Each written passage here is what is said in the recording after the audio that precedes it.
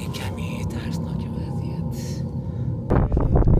چجوری شده؟ به مامانم قول دادم که کارهای خطرناک نکنم.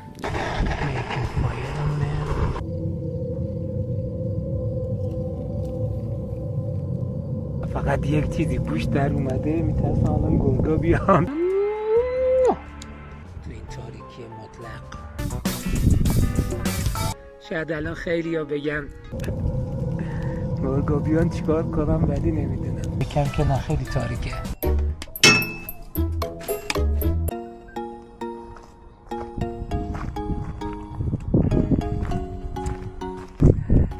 سلام، چطورید؟ خوبید؟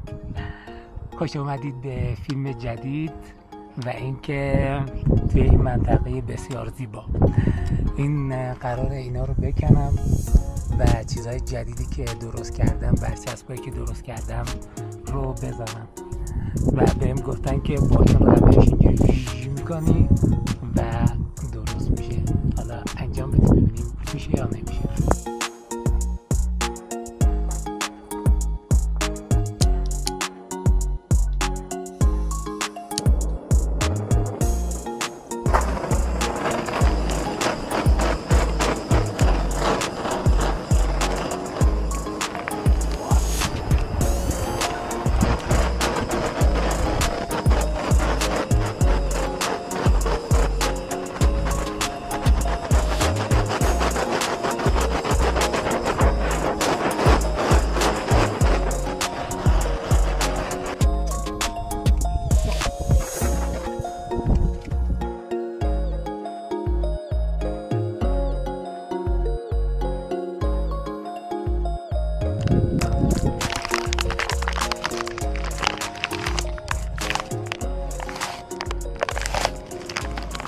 خب این ظاهرا آخرای اینه، چون خیلی سخت بود درست کردنش.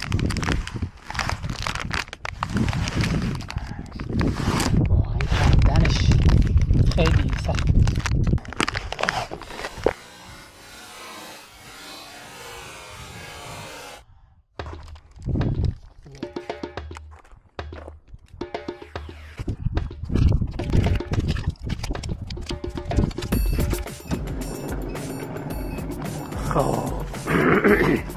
اون تیکه رو کندیم، این تیکه الان رو باید بکنیم و بعدش دیگه بریم واسه تیکه‌های بعدی که ببینم چیکار میتونم بکنم، چجوری بتونم بکنمشون.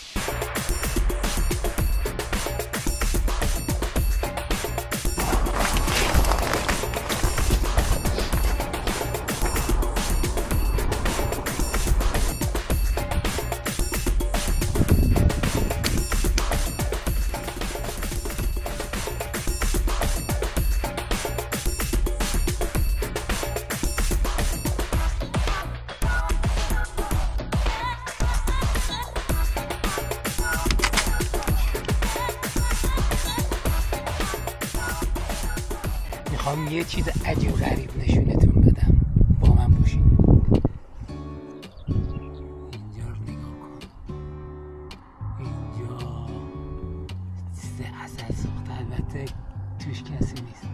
تا اینجاشو درست کردم، بعد بقیه‌شو درست کنم که بریم جلو.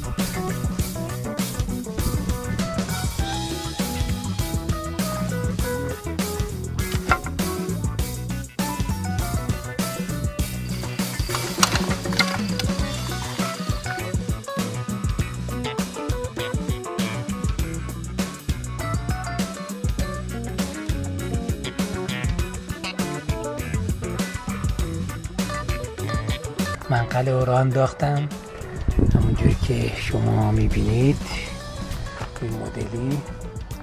و همیشه توی طبیعت دوست دارم که این کار انجام بدم. هیچ موقع روی زمین و سنگ و از این صحبت ها این کار رو نکنیم.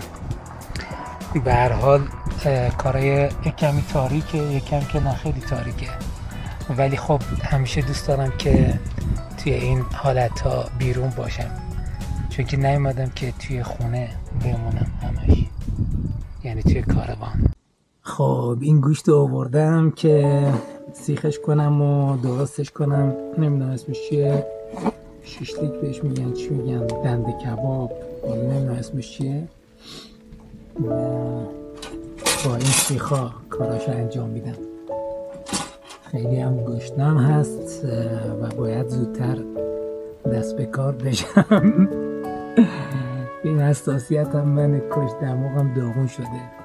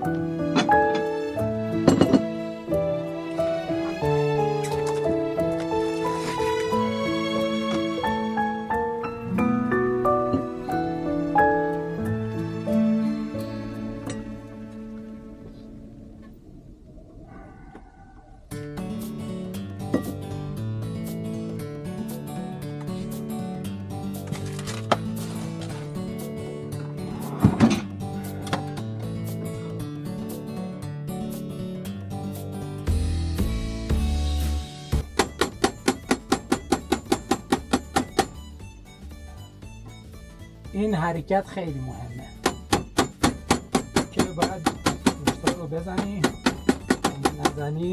اگه نزنی نمیتونی این گوشت رو بخوری. راستی ما یه مغازه کباب اینا هم داریم تهران، شهرره دولت آباد، بلوار قدس، کبابی ابوعلی.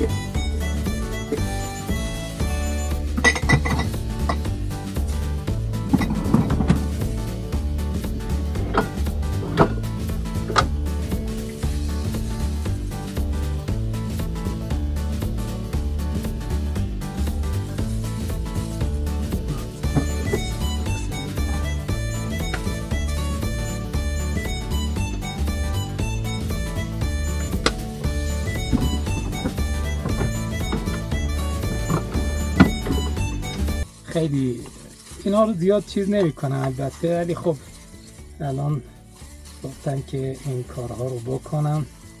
زیادم اگه انجام ندیدم مهم نیست، یعنی به خاطر اینکه یه مقدار طعمش عوض بشه.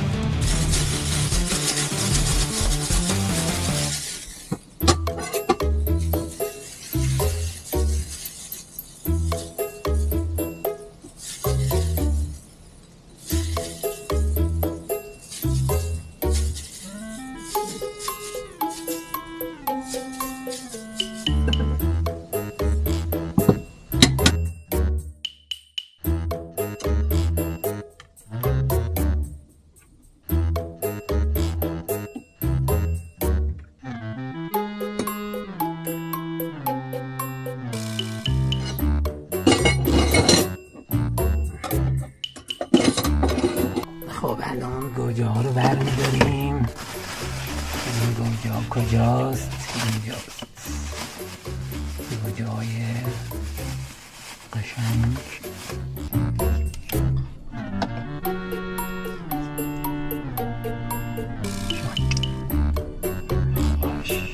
خب اینا رو آماده کردیم.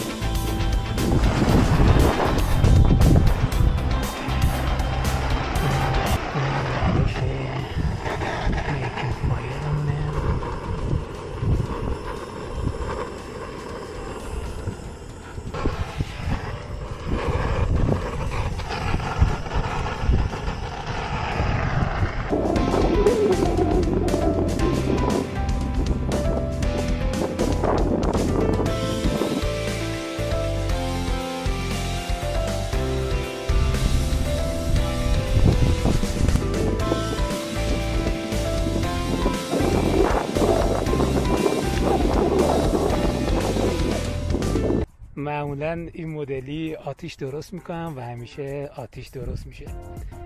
حالا نمیدونم این دفعه آتیش درست میشه یا نه، ولی خب خیلی گشنمه دیگه واقعا.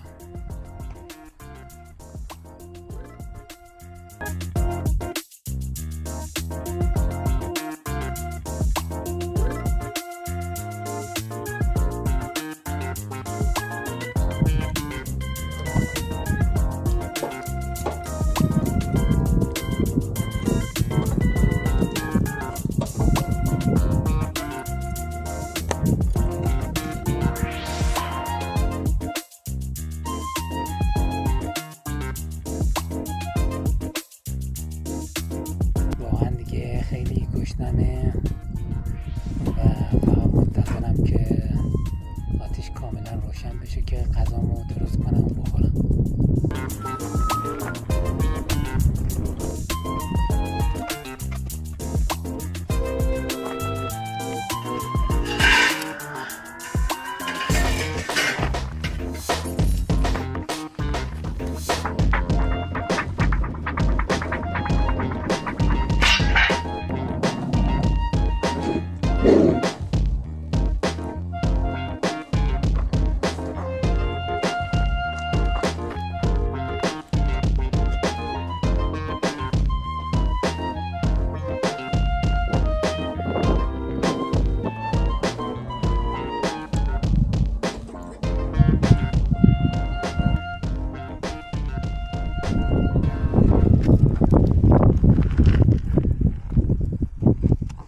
الان دیگه گوشتارم گذاشتم و خیلی گشنمه و فقط یک چیزی گوشت در اومده. میترسم الان گرگا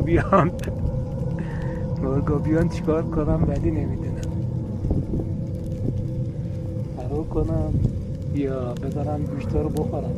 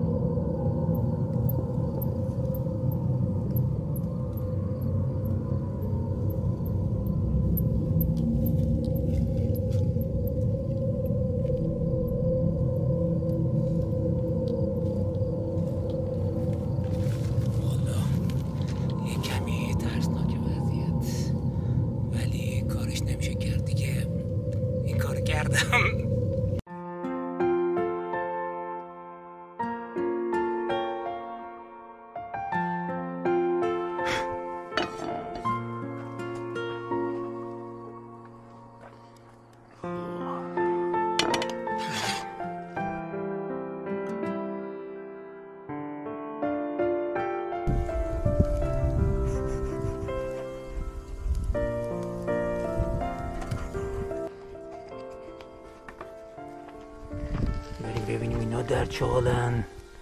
اینا تقریبا درست شدن.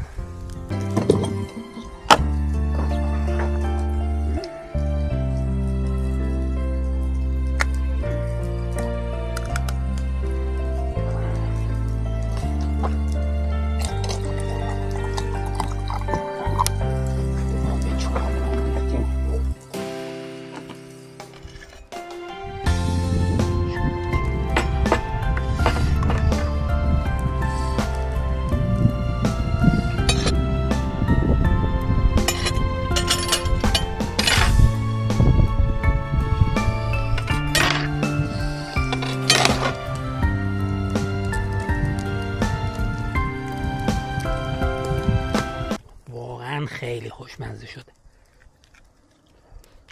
خیلی، یعنی خودم توقع نداشتم اینقدر خوشمزه بشه.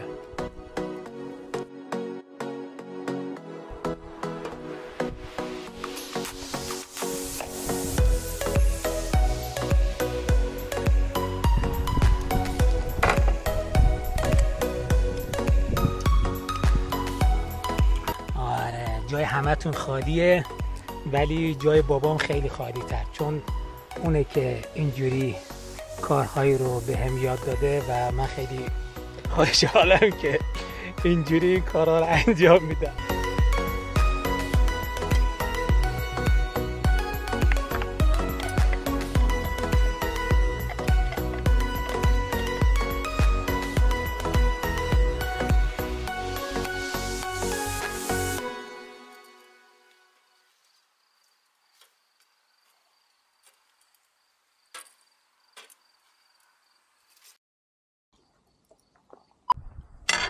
واقعا خیلی خوشمزه درست کردن، یعنی خودم هم دارم حال میکنم.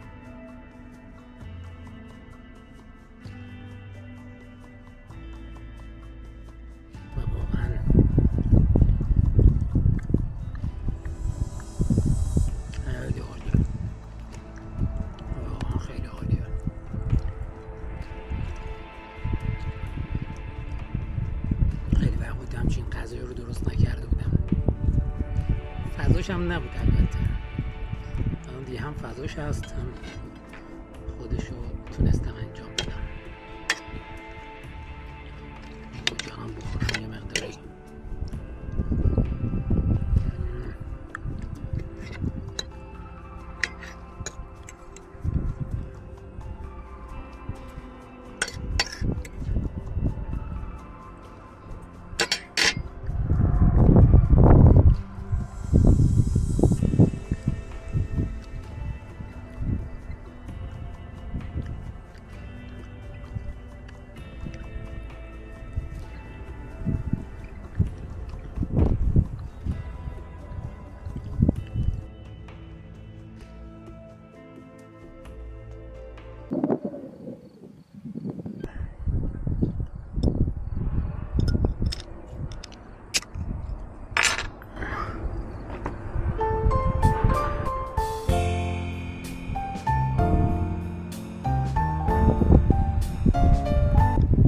واقعا خیلی خوشمزه بود، واقعا خیلی چسبید تو مخصوصا تو این فضا، تو این تاریکی مطلق.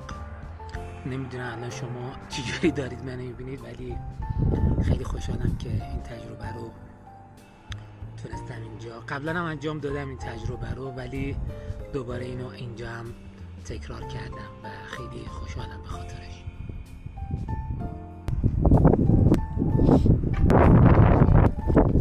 خب چایمونم آماده است. چجوری شده؟ حالشو ببریم.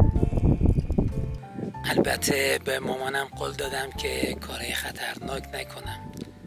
الانم این زیاد خطرناک نیست مامان.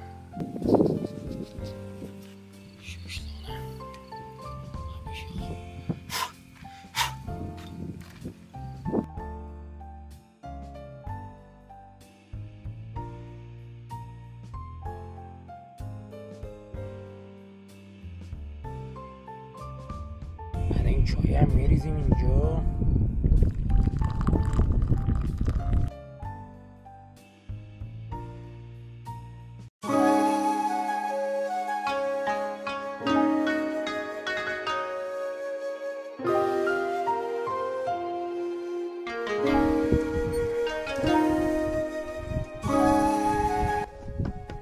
شاید الان خیلی ها بگن چه لذتی میبری اینجا تکیوینا، ولی واقعا اینقدر لذت بخشه که نمیدونم چجوری تعریفش کنم واسهتون. خیلی لذت بخشه واقعا، خیلی بیشتر از اون چیزی که خیلی ها فکر میکنن. خیلی ها فکر میکنن که الان تنهایی مثلا چه حالتی داره اینا، ولی واسه من لذت بخشه که الان تنهام و یک جای عجیب غریب و جایی که هیچ کس نیست.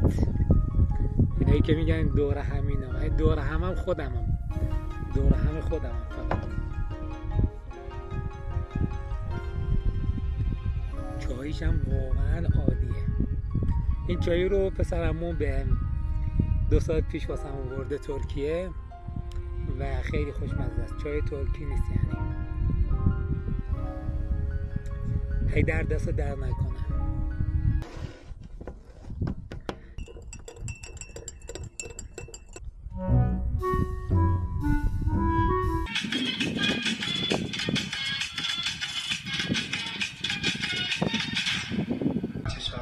As I said, it's a great honor for me, a great pleasure for me to start with.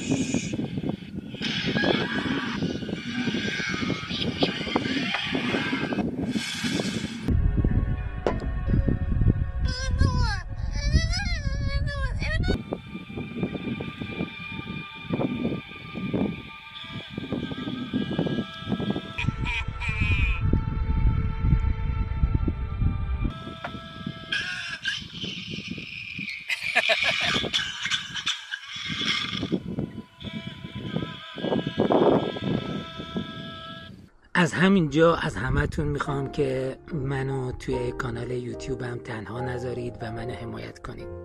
حمایتاتونم که عضو بشید داخل کانال، 2 لایک بکنید، 3 این ویدیو رو به اشتراک بذارید با دوستانتون. و چون میدونید من این غیر از شما کسی رو ندارم که حمایت کننده این سفرهام باشه، بنابراین خواهش میکنم که مراقب من باشید و منم سعی میکنم که ویدیوهای با کیفیتی درست کنم. خب امیدوارم که خوشتون اومده باشه از ویدیو و اون چیزایی هم که گفتم هم انجام بدید و اینکه شبتون بخیر و خدا نگهدار. فعلا خب فیلم اصلی تمام شد. خیلی ممنون از شما واقعا و اینکه بین خودمون باشه خیلی